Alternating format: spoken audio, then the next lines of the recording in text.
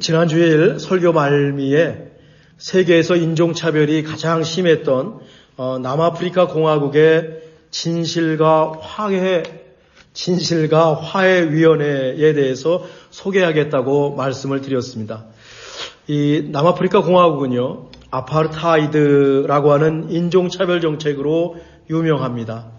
2차 대전 후인 1948년부터 1994년까지 50년 가까이 아주 극소수의 백인들이 정권을 잡으면서 백인 우월 정책을 펼쳤습니다. 흑인들은 그 존재 자체로 죄인이었고 범인이었습니다. 교육은 물론 기본적인 생활권도 보장해주지 않았습니다. 공공시설은 백인들과 흑인들의 사용이 엄격히 구분되었습니다. 백인들이 사용하는 곳은 깨끗했고 고급이었다면 흑인들이 사용하는 곳은 너무너무 더러웠습니다.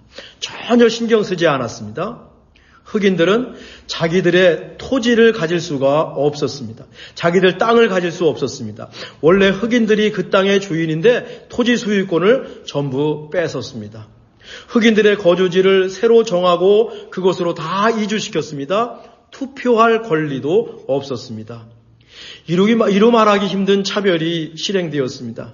신기한 것은 이 남아프리카 공화국으로 이주한 백인들 대부분은 신앙의 자유를 찾아서 유럽으로 이주한 개신교인들이었다라고 하는 사실입니다. 모든 교회가 그렇지는 않았지만 남아공의 흑인 차별에 교회가 한몫했다는 것은 사실입니다. 깨어있는 흑인들 사이에서 해방운동이 계속 일어납니다. 그 중에 대표적인 인물이 종신형을 받고 27년 동안 감옥에서 지내다가 71세에 풀려난 넬슨 만델라 대통령입니다. 이 넬슨 만델라는 훗날에 남아공의 대통령이 되었죠. 전 세계 최초의 흑인 대통령이 됩니다. 이 넬슨 만델라는 감리교인이었습니다. 감리교인으로 우리가 자부심을 가질만 합니다.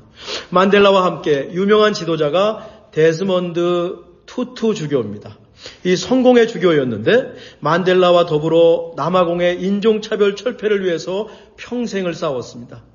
만델라 대통령과 투투 주교는 나중에 노벨 평화상을 받지요. 이 만델라가 대통령이 되면서 1994년에 진실과 화해위원회를 만듭니다. 이 백인들과 끊임없이 대화하고 그 백인들을 설득하고 동의를 구한 끝에 만든 위원회였습니다.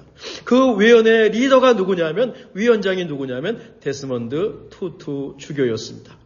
진실과 화해위원회에서는 그동안 남아공에서 자양된 인종차별 사례를 다 보고받았습니다. 또 조사했습니다. 수천 건이죠. 수만 건이죠. 사람이 죽었습니다. 무덤에 비석도 세우지 못하는 경우도 있었습니다. 흑인들은 사람이 아니었으니까 그들이 당한 차별과 핍박은 차고도 넘쳤습니다. 진실과 화해위원회에서는 이 피해를 입은 사람들, 그 피해를 입힌 가해자들을 다 한자리에 불렀습니다. TV로 생중계를 했습니다. 어떤 피해를 입었는지 자세히 진술하도록 했습니다. 그 다음에는 가해자가 나와서 그들이 어떤 일을 행했는지, 어떤 피해를 입혔는지 피해자 앞에서 모두 솔직하게 고백하게 했습니다. 피해자와 그의 가족들은 눈물바다입니다. 가해자들도 용서를 빌었습니다. 말 그대로 피스메이킹, 평화를 만드는 과정이었습니다. 그 시작은 진실이었습니다. 가짜로 하면 안 되는 겁니다. 흉내내면 안 되는 겁니다. 거짓이 아니라 진실로 자신들의 잘못을 다 고백하고 용서를 구하면 사면해 주었습니다. 진실이라고 하는 말 속에는 시시비비를 정확히 가려서 판단한다라고 하는 의미가 들어있는 겁니다. 대충 넘어가는 것이 아닙니다. 피해자들도 있는 그대로 자신들이 입은 피해를 다 진술했습니다. 가해자들은 자신이 범한 잘못을 솔직하게 모두 자백하고 용서를 빌었습니다. 그렇게 국가 전체가 진실과 화해의 과정을 거쳤습니다.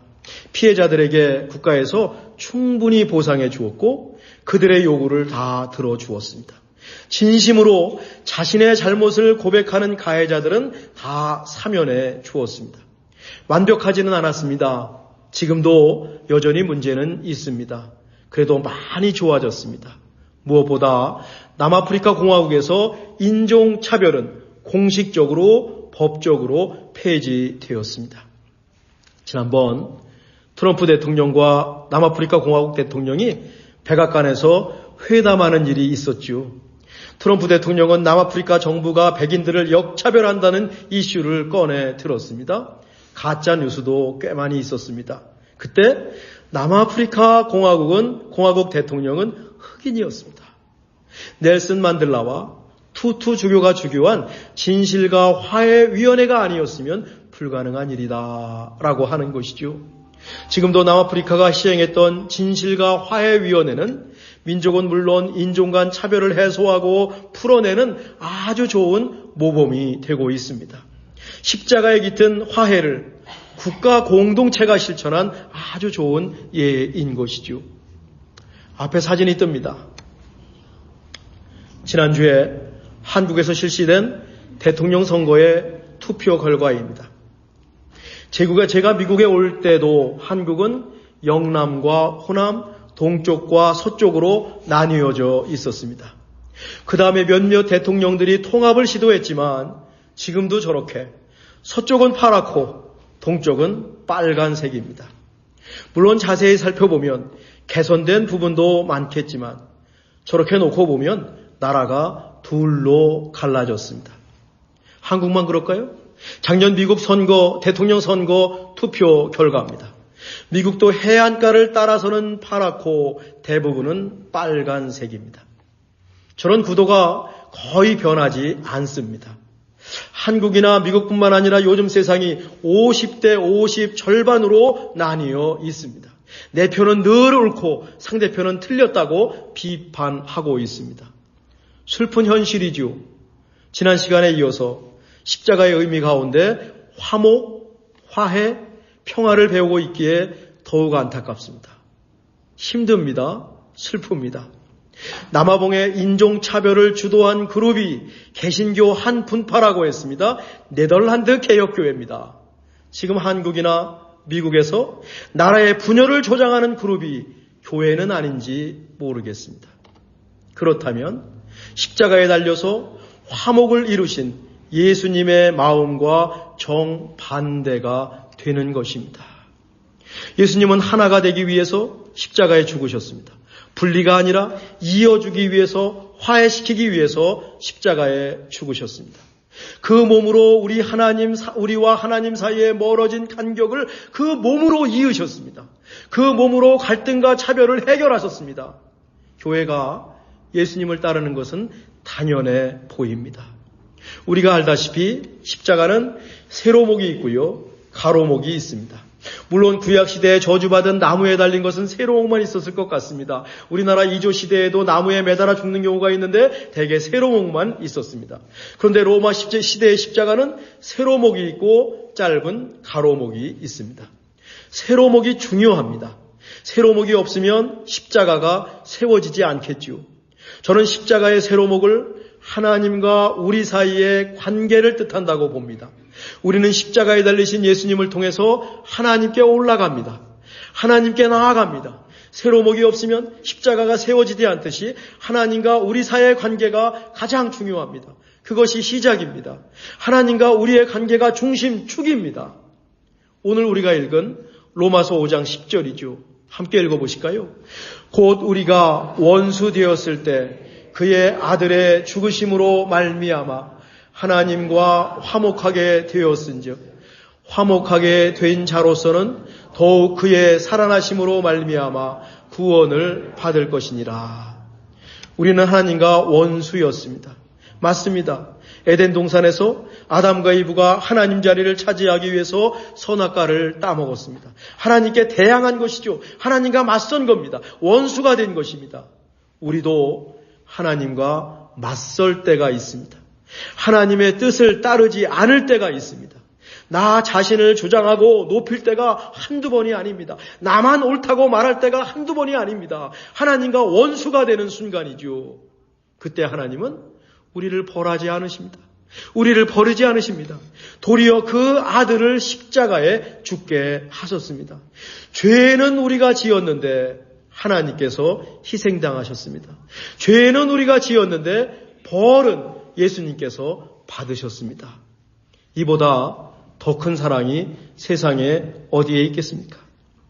우리가 그냥 넘겨서 그렇지, 그까짓 것 하고 생각해서 그렇지, 이 우리를 향하신 하나님의 사랑을 생각하면 보통 일이 아닙니다. 이것을 어떻게 제가 설명해야 될지를 모르겠습니다. 우리를 향하신 하나님의 사랑을 어떻게 제가 설명해야 될지, 인간의 말로 어떻게 설명해야 될지를 모르겠습니다. 그렇게 하나님과 우리가 화목되었습니다. 하나가 되었습니다. 이것이 무언고 하면 구원이라고 하는 겁니다. 8절 또 읽겠습니다. 우리가 아직 죄인 되었을 때 그리스도께서 우리를 위하여 죽으심으로 하나님께서 우리에 대한 자기의 사랑을 확증하셨느니라. 여러분, 원수나 죄인은 화해나 용서의 대상이 아닙니다. 심판을 받고 벌을 주어야 합니다. 그런데 하나님은 원수를 위해서, 죄인을 위해서 그 아들 예수님을 죽게 하셨습니다. 그렇게 우리를 향한 자기의 사랑을 보여주셨습니다. 확증하셨습니다. 이것을 어떻게 설명해야 될까요? 그걸 어떻게 설명해야 될까요? 6절입니다. 우리가 아직 연약할 때 기약대로 그리스도께서 경건하지 않은 자를 위하여 죽으셨도다. 우리가 아직 연약할 때, 원수되고 죄인 되었을 때보다 훨씬 약해졌죠. 우리 모두 정말 연약합니다. 힘이 없습니다. 의지도 없습니다. 변덕스럽습니다. 경건하지도 않습니다. 예수님께서는 우리의 연약함을 위해서도 죽으셨습니다. 우리가 아직 연약할 때, 우리가 원수 되었을 때, 우리가 하나님께 죄인 되었을 때 하나님은 우리를 버리지 않으시고 그 아들 예수님을 보내주시고 십자가에 죽게 하셨습니다. 하나님께서 우리를 얼마나 사랑하시는지 보여주시는 대목이죠. 그렇게 용서하시고 그렇게 화해를 주도하셨습니다. 이 모든 것의 중심에 무엇이 있냐면 십자가의 세로목, 우리를 하나님과 화해시킨 그 예수님의 십자가의 죽음이 이 한가운데 있다라고 하는 것입니다. 이제 그 다음에는 십자가의 가로목입니다. 좀 짧지요? 가로목 끝에 예수님의 양손 끝에 못이 박혀서 돌아가셨습니다. 손바닥에 커다란 대목이 박히셨고 그곳에서 피가 흘렀을 것입니다. 가로목이 수평적인 관계, 우리와 이웃과의 관계를 뜻할 겁니다. 하나님과의 관계가 풀렸다면 이웃과의 관계를 풀어내야 합니다. 이웃과의 관계에 앙금이 없어야 됩니다. 용서와 화해일 것입니다. 지금 우리가 사는 세상은 이웃과의 담이 너무 높습니다. 내 편만 이웃입니다. 상대방은 원수입니다. 나라가 파란색과 빨간색으로 두 동강이 나버렸습니다. 예수님께서 손에 못이 박히셔서 피를 흘리셨습니다. 그렇게 이웃과의 화해를 강조하셨습니다. 그런데 세상은 둘로 나뉘어 있습니다. 슬프지 않습니까? 안타깝지 않습니까? 물론 대충 덮고 대충 넘어가면서 화해할 것은 절대로 아닙니다. 그렇게 하려면 예수님께서 십자가에 죽지 않으셨습니다. 치러야 할 대가가 엄청 큰 겁니다. 예수님은 하나님과의 화해, 이웃과의 화해를 위해서 목숨을 내놓으셨습니다. 그 정도의 각오와 희생이 필요합니다. 아니, 그 정도로 죄의 값을 반드시 치러야 할 겁니다. 예수님께서 그 일을 미리 보여주셨고 그 일을 해놓으셨다라고 하는 겁니다. 우리도 예수님을 따라서 평화를 만들어야 합니다. 피스메이킹, 평화는 만드는 겁니다. 남아프리카 공화국의 넬슨 만델라 대통령과 투투 주교 모두 기독교인이었습니다. 한 분은 성공의 주교요, 한 분은 감리교인이었습니다. 그들이 해냈습니다. 진실이 무엇인지 밝혔고 그 안에서 화해를 이뤘습니다. 기독교의 승리입니다. 화해의 십자가를 몽소 실천한 것입니다. 하나님 사랑, 은혜의 승리입니다. 십자가 꼭 붙들고 나아가면 우리도 이 일을 해낼 수 있다고 생각을 합니다. 교회가 이 일을 해야 할 것이고 우리가 이 일을 해야 할 것입니다. 어떻게 이렇게 둘로 나뉘어서 살아갈 수 있단 말입니까? 안디옥으로 이사한 도비안의 가족 이야기입니다. 안디옥에서 아버지 엘리와 어머니는 시푸드 레스토랑을 열었습니다. 갈릴리에서 물고기를 잡은 어부였기 때문에 이 물고기를 보는 안목이 있었습니다. 게다가 이 안디옥에서 말이죠. 예수님께서 즐겨 먹으셨을 갈릴리식으로 메뉴를 만들었더니 많은 손님이 찾아왔습니다. 도비안의 가족이 워낙 성실하거든요. 성실한 사람들은 무엇을 해도 잘하게 되어 있습니다. 성실한 사람들은 어디에 가도 잘하게 되어 있습니다. 아들 도비안은 금융업을 배우기 위해서 학교에 다녔습니다. 이 안디옥에 오니까 방해받지 않고요. 신앙생활을 할 수 있어서 너무 좋았습니다. 바울 선생님 말씀대로 항상 기뻐했고 범사에 기뻐했고 어려울 때가 있죠. 어려운 일이 왜 안 닥치겠습니까? 어려운 일이 닥치면 쉬지 않고 기도하면서 이민 생활을 무난히 정착하고 즐기고 있습니다. 모든 것이 하나님의 은혜였습니다. 한 가지, 교회가 여전히 시끄럽습니다. 숫자는 많지 않은데 이 유대인들의 목소리가 워낙 컸습니다. 아무래도 구약의 율법을 잘 알고 있지 않습니까? 예수님이 유대인 아니었습니까? 기독교가 유대교와 관련이 있지 않습니까? 그러니까 유대교인들의 목소리가 클 수밖에 없습니다. 도비안의 아버지는 정말 열심히 교회를 위해서 기도했습니다. 기도만 할 수는 없었어요. 무언가 해야 할 것 같았어요. 하루는 도비의 아버지가 나무를 사오더니 그것을 조그맣게 자르기 시작합니다. 그러더니 그 조그맣게 자라서 가로목과 세로목으로 십자가를 만들기 시작해요. 낮에는 식당에서 일하고 밤에는 정성껏 그 나무를 다 잘라가지고 조그만 십자가를 다 만들었습니다.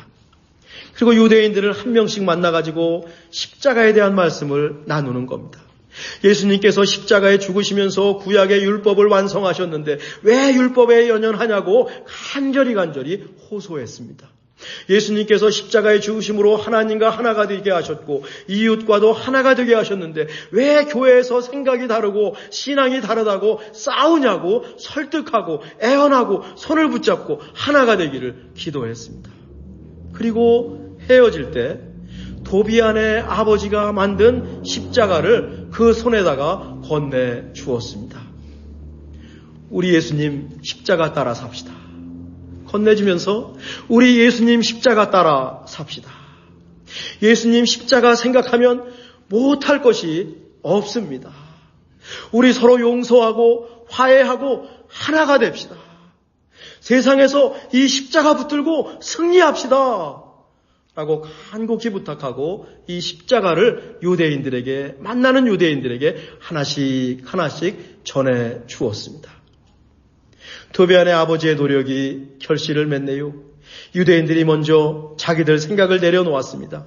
예수님의 십자가를 잘못 이해했다고 고백하고 용서를 구했습니다. 그렇게 교회가 다시 하나가 되었습니다. 얼마나 감사했는지요. 십자가의 은혜요. 십자가의 능력이요, 십자가의 사랑이었습니다. 우리도 세상에서 피스메이커로 살아야 합니다. 많이 품고 많이 용서하고 평화를 만들어가야 하지요. 힘들 때가 있습니다. 힘이 빠질 때가 있습니다. 결코 쉽지 않습니다. 그때 우리도 십자가 꼭 붙들고 그 은혜로 다시 시작하는 겁니다. 저도 오늘 여러분에게 이 작은 십자가 하나씩 선물하겠습니다. 오늘 예배 오신 여러분들에게 이 작은 십자가를 하나씩 선물하겠습니다. 우리 한 주간 이 십자가 꼭 쥐고 기도하십시다. 십자가 꼭 쥐고 평화를 만드는 하나님 백성으로 한 주간 살아가십시다. 힘들 때마다 십자가 꼭 붙들고 하나님께 나가는 저와 여러분 되시기를 간절히 바랍니다. 기도하겠습니다. 하나님, 십자가에 관해서 아는 것으로 충분하지 않습니다. 십자가를 살아야 합니다. 힘들 때 십자가 붙들고 힘을 얻게 하옵소서. 십자가 붙들고 하나님께 나가고 십자가 생각하면서 이웃을 품게 하옵소서. 평화를 만드는 참비 식구들이 되게 하여 주옵소서. 예수님의 이름으로 기도하옵나이다.